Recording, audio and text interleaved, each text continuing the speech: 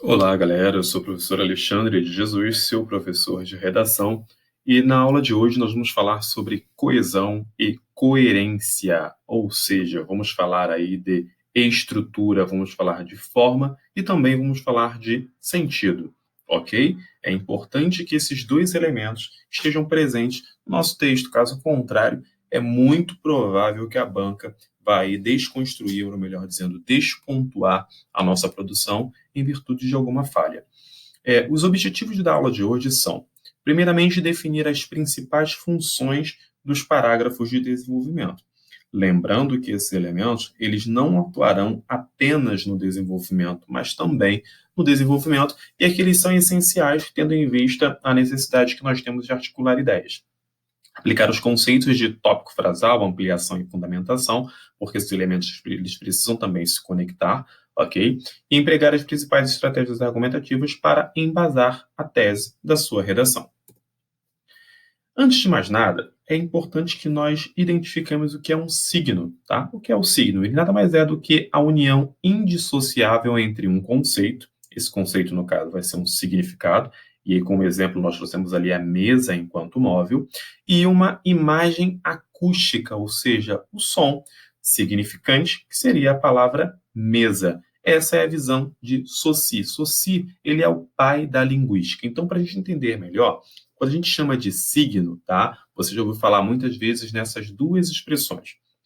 Signo, ou melhor, três expressões, né? O signo, o significado e o significante.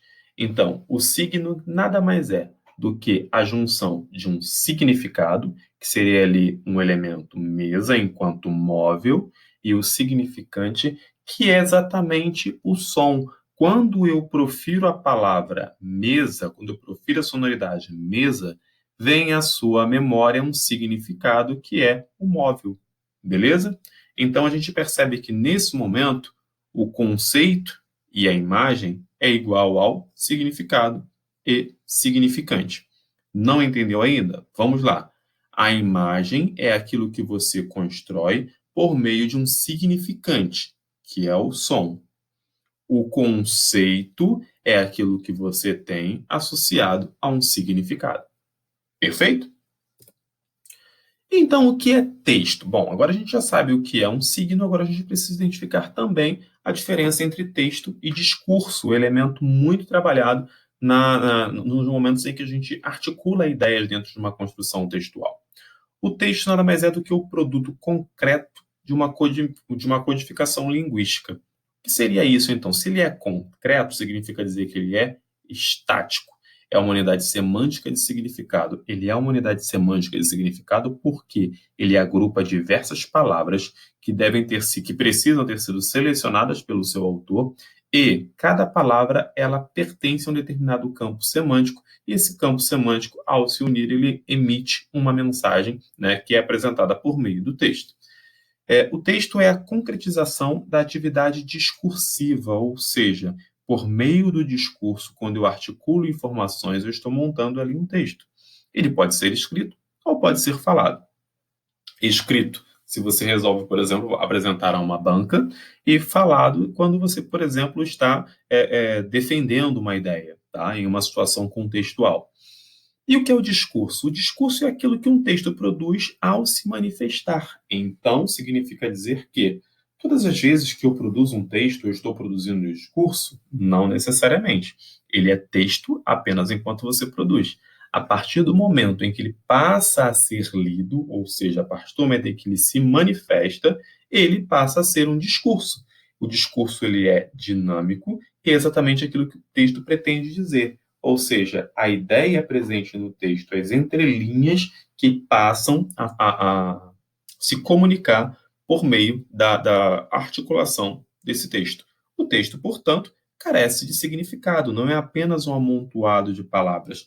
Então, a gente chega à conclusão, mais uma vez, de que construir um texto é atuar de acordo com as regras gramaticais de língua portuguesa. Caso contrário, ele seria um amontoado de palavras e, portanto, ele não seria estático, portanto, ele não seria concreto, logo, não haveria por meio dele um discurso, porque nós não conseguiríamos compreender essa informação. Exemplificando. Após o confronto entre policiais militares e traficantes ontem em São Conrado e a invasão do Hotel Intercontinental, o policiamento foi reforçado na madrugada deste domingo nas favelas da Rocinha e do Vidigal, na zona sul do Rio de Janeiro. Calma, estamos tratando de uma notícia de 2010. Você muito provavelmente não recorda, mas eu, particularmente, lembro perfeitamente dessa situação, cena em que, inclusive, chocou o nosso Rio de Janeiro e que o nosso país ele se tornou aí notícia internacional em virtude dessa invasão dos bandidos, né, ao Hotel Intercontinental localizado ali em São Conrado. Perceba que dentro desse texto existe ali uma cadência, dentro desse texto existe ali uma progressão, dentro desse texto existe uma evolução. Portanto, é notório o pensamento lógico, a ordenação das frases e a construção de sentido. Percebeu? O sentido só se perfaz por meio da lógica e da ordenação das frases. Portanto, caracteriza-se como um texto. E, para tal, o exemplo necessita de uma característica chamada de textualidade. Para que um elemento seja chamado de texto, ele precisa de textualidade. Pois bem, e o que é textualidade então, Jesus? Vem comigo. A textualidade nada mais é do que aquilo que se converte em uma sequência linguística de texto. E o que assegura a textualidade, ou seja, o que confere textualidade ao seu texto, é um conjunto de elementos. Não precisa ficar desesperado, porque nós vamos explorar esses elementos aqui e vamos também explicitar as suas funções e seu sentido dentro do texto. Elemento 1 é a intencionalidade. A intencionalidade ela está ligada às funções da linguagem. Lembra lá da função da linguagem? Função metalinguística, temos ali a função apelativa. Então, de acordo com a sua intenção, você fará uso de uma função da linguagem. Viu como não é nada difícil? Item 2. Aceitabilidade, focada no receptor, busca assegurar o entendimento da mensagem. Isso aqui, quando você produz, por exemplo, um texto para uma banca, é importante que a aceitabilidade esteja pautada no seu texto. Você precisa, nesse momento, ter a certeza de que a banca ela vai aceitar aquele discurso que você pretende passar por meio do seu texto. Então, ao elaborar o texto, você já precisa adequá-lo à banca que você pretende apresentar. Situacionalidade refere-se ao contexto. Qual o contexto de produção? Esse contexto de produção, em se tratando de concurso, sempre será o seu tema, tá? Se você, por acaso, quisesse escrever um artigo de opinião, essa situacionalidade seria o assunto que você desejava tratar. Em relação a uma banca de concurso, a situacionalidade será sempre o tema que foi apresentado. Intertextualidade é quando um texto remete a outros textos. As bancas de concurso atualmente, elas sempre exigem que os nossos textos tenham intertextualidade, que os nossos textos se comuniquem com outros textos. E eu consigo estabelecer essa comunicação quando, por exemplo, eu faço uma citação, quando eu faço uma alusão histórica, quando eu insiro trecho de uma música dentro da minha obra, eu tenho então diversas maneiras de estabelecer a intertextualidade. E a informatividade é tornar o meu texto informal? Não. Diz respeito ao grau de informação contido num texto. Quanto menos previsível o texto, maior o seu grau de informatividade, ou seja, quanto mais articulações o meu texto apresentar, quanto mais informação inovadora o meu texto apresentar, quanto mais informação menos previsível o meu texto apresentar, mais informativo, não é informal, mais informativo ele será, ou seja, eu tenho informações a serem passadas por meio do meu material. E, número 6, coesão. A coesão refere-se às estruturas que compõem o texto. Percebam, coesão é ligada à estrutura, portanto, forma. E, por último, a coerência, que trata do sentido que se pode extrair das informações que são apresentadas. De todos esses elementos, nós vamos focar explicitamente nos dois últimos elementos, que são a coesão e a coerência.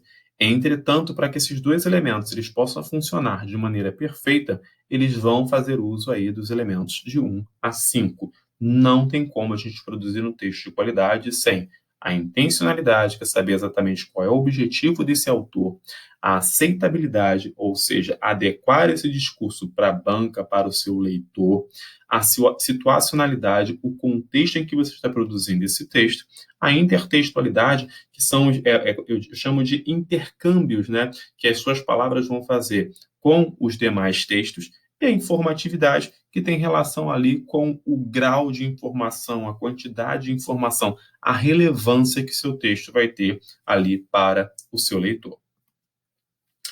Entende-se, então, por coesão, um conceito semântico referente às relações de sentido que se estabelecem entre os enunciados que compõem o texto. Assim, a interpretação de um elemento depende da interpretação de outro, ou seja, eles estão relacionados, eles se correlacionam. Logo, há coesão quando os elementos estão logicamente organizados e concatenados. Não adianta organizar e não concatenar, não reunir, não juntar, não agrupar. Vejamos esses exemplos. Ele estava prestes a desistir, onde recebeu a notícia de uma promoção. Perceba que eu deixei grifado aí o elemento onde eu só vou utilizar quando a ideia trouxer referência de lugar. Eu não posso utilizar onde para qualquer outra situação.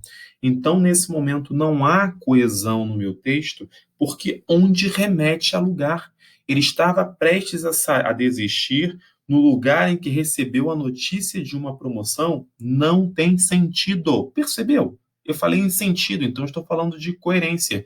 Mas eu falei de coerência por conta da falta de coesão. Então, neste caso específico, coesão e coerência aqui se comunicaram. Vejamos o exemplo 2 com a devida correção. Ele estava prestes a desistir quando recebeu a notícia de uma promoção. Ele estava prestes a desistir, ele estava no momento próximo a desistir. O momento traz a ideia de tempo, e quando é um conectivo, também traz a ideia de temporalidade. Então, a gente percebe nesse momento que há coesão, e além da coesão, há também coerência, porque agora essa construção terá sentido. Ele estava prestes a desistir no momento em que recebeu a notícia de uma promoção.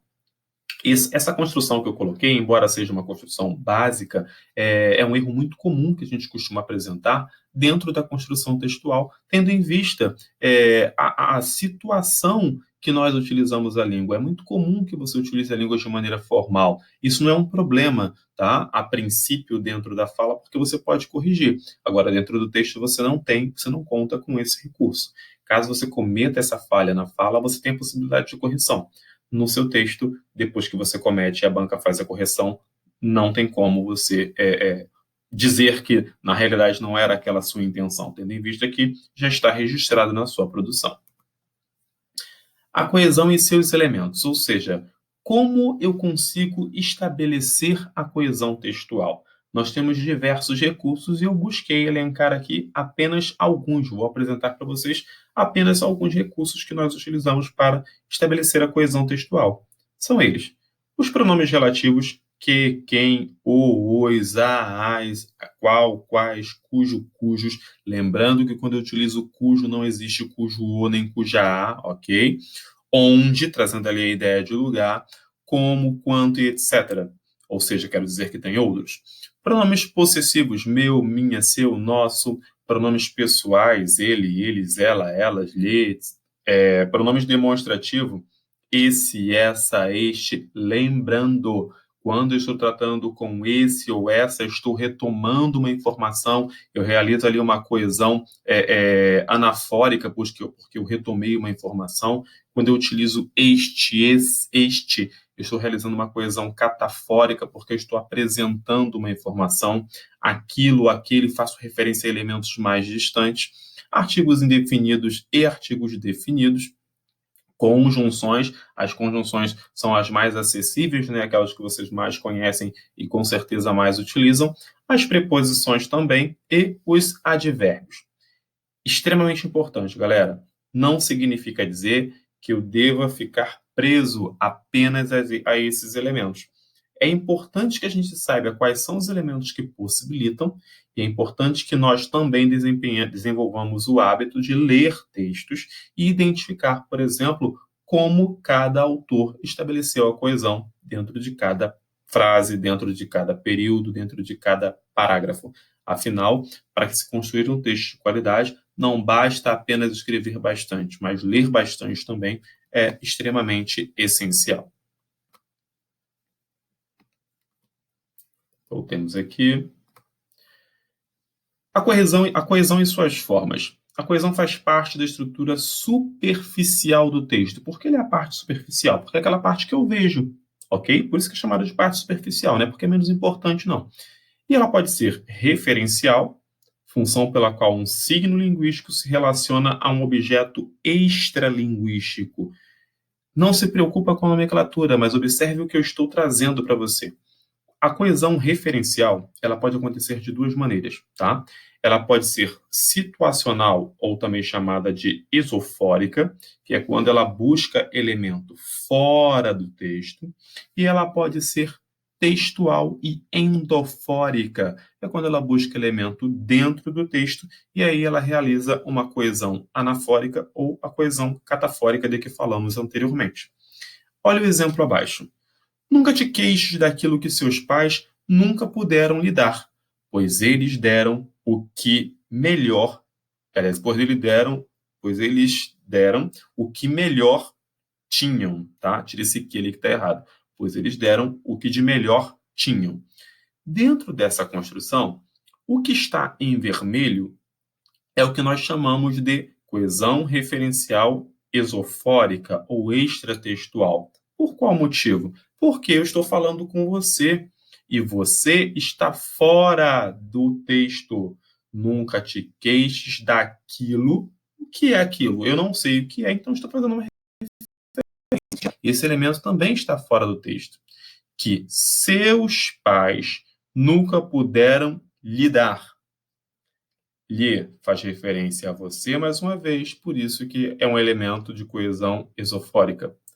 Pois eles, quem são eles? Seus pais, que estão dentro do discurso. Então, seus e eles estabelecem dentro desse texto uma coesão chamada de coesão endofórica, uma coesão que é o que acontece dentro do texto. Então, tudo em vermelho, coesão esofórica, portanto, extratextual. Tudo em verde, coesão endofórica, portanto, coesão que acontece dentro do texto. Beleza? Esse eles aqui retoma a ideia de seus pais. Então, eles, nesse momento, funciona como uma coesão anafórica, porque ele retoma uma informação que já tinha sido passada. Para não dizer nunca te queixes daquilo que seus pais nunca puderam lhe dar, pois seus pais, ficaria aqui, né, repetitivo. Então, para evitar essa repetição, a gente estabelece aqui uma coesão chamada de coesão anafórica. Exemplo de coesão referencial por substituição. Na coesão referencial por substituição, como o próprio nome diz, eu vou substituir um elemento. Foi à Europa e lá foi feliz. Lá onde? Na Europa. Então, para não repetir o termo Europa, eu digo foi à Europa e lá, que traz a ideia de Europa, foi feliz. Exemplo 2. André comprou uma bermuda, mas preferiu usar a minha. Usar a minha o quê? A minha bermuda. Lembra que eu falei para você que o pronome possessivo ele funciona também como elemento coesivo? Minha aqui faz referência a um elemento que é a minha bermuda. Então, aqui eu tenho uma coesão também dentro da minha construção textual, e ela é chamada de coesão referencial por substituição, porque eu substituí o elemento bermuda. Exemplo de coesão referencial por reiteração. Na coesão referencial por reiteração, reiterar significa repetir, tá? Então eu vou trazer esse elemento novamente para dentro do meu texto. Luiz Henrique Mandetta desempenhou boa gestão à frente do Ministério da Saúde. Por isso, a demissão de Mandetta é reprovada por 64% dos brasileiros entrevistados, segundo pesquisa do Datafolha. Lembre-se aí, olha, se nós estivéssemos trabalhando aqui uma estratégia argumentativa, nós veríamos que, nesse momento, eu utilizei um dado, e eu, por ter utilizado um dado, eu trouxe também a fonte, que foi aqui o Instituto Datafolha. Mas o foco da nossa aula é sobre coesão referencial por reiteração. Perceba que eu disse, Luiz Henrique Mandetta desempenhou boa gestão à frente do Ministério da Saúde. Luiz Henrique Mandetta. Por isso a demissão de Mandetta. Eu reitero, mas eu não repito Luiz Henrique Mandetta. Eu poderia reiterar aqui chamando de ministro da Saúde, tendo em vista que eu já disse que ele estava à frente do Ministério da Saúde, então ele era o ministro da Saúde. A partir desse momento, nós reiteramos uma informação. Perfeito, aluno?